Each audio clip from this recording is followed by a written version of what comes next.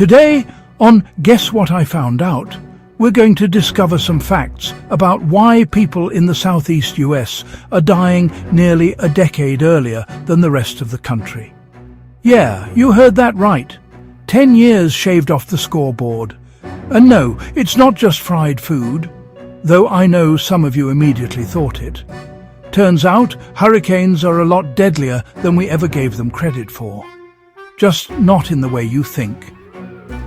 If you've ever thought, well, at least the storm passed, only to discover your roof, wallet and lifespan disagreed, smash that like button. Back in the day, disasters made the world look like a deleted scene from the day after tomorrow. Take the 1931 China floods, millions dead, mostly from drowning and famine. Compare that to Hurricane Maria in 2017, with around 4,600 deaths. Still awful, but far less biblical. Why? Infrastructure, food aid, and, brace yourself, actual global cooperation. So, on paper, things look like they've improved. But the numbers don't tell the whole story. Here's the catch. We're great at counting direct deaths, drowning, flying debris, all the Hollywood stuff. But indirect deaths? That's where the real body count hides.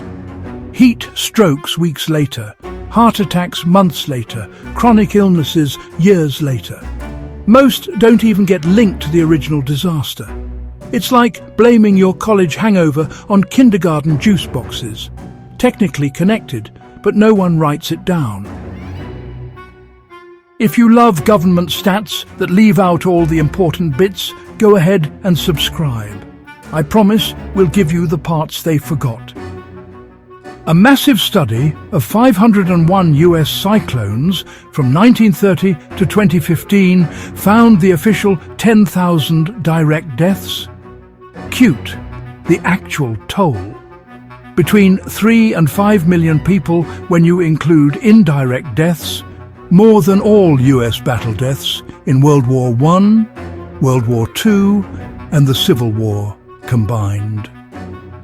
And the kicker? We haven't gotten better at preventing those indirect deaths in a century. That brings us to the southeast US. For years, researchers noticed folks there die earlier. The mystery unraveled when cyclones entered the chat. Once hurricane effects were removed from the models, the southeast mortality bias, especially for those under 45, basically vanished. Infants and the elderly get hit hardest, and here's the eerie part, even kids born years after a storm face higher infant mortality. That's a legacy of death stretching generations. So why do hurricanes keep killing long after the storm clears? Well, governments blow their budgets on cleanup, cutting future health and food programs. Families move, jobs shift, social networks collapse, so care and resources disappear. Environmental messes linger, toxic waste, polluted water, wildfire smoke. Stress skyrockets, and stress is basically a slow burn death machine. If you've ever had stress shave years off your life, follow now. You might as well get a laugh out of it before the hurricane gets you. And it's not just hurricanes. Heat waves silently kill thousands every summer, usually misdiagnosed. Wildfire smoke undoes decades of clean air progress. The real lesson? Disasters don't stop when the storm clouds leave. They're still cashing checks against your lifespan decades later. So remember the claim. People in the southeast US die a decade earlier than average. We proved it's not just lifestyle. It's hurricanes and the indirect long-term toll no one talks about.